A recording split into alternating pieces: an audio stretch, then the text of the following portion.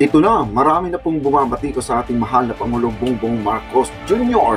Lagi daw sinasabing, laging nasa party, laging nasa handaan, kung saan-saan ang lakwatsa, siya po daw ay namamasyal lang. At tiyakin niyo muna kung ano po talaga ang ginawa ng ating mahal na Pangulo.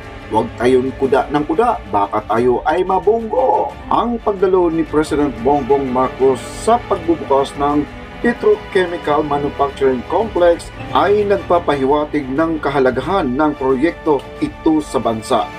Ito ay nagpapakilala ng suporta at pagkikilala ng pamahalaan sa industriya ng petrochemical sa Pilipinas. Ang pagpapalawak ng kumpanya JG Summit ng kanilang Petrochemical Manufacturing Complex ay naglalayong magdulot ng mga positibong epekto sa ekonomiya ng bansa. Ang petrochemical industry ay may malaking contribution sa paglikha ng mga materyales na ginagamit sa iba't ibang sektor tulad ng plastic, chemical at iba pang mga produktong petrochemical.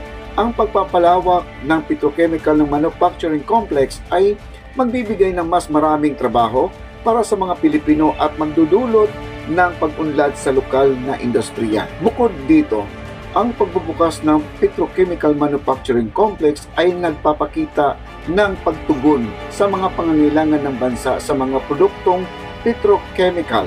Ito ay magbibigay ng lokal na supply na may mga produktong ito na maaaring magresulta sa mas mababang presyo at mas magandang kalidad ng mga produkto. Sa kabuuan, ang pagdalo ni President Bongbong Marcos sa pagbubukas ng Petrochemical Manufacturing Complex ay nagpapahiwatig ng suporta ng pamahalaan ng industriya ng petrochemical at ang kahalagahan nito sa pag-unlad ng bansa.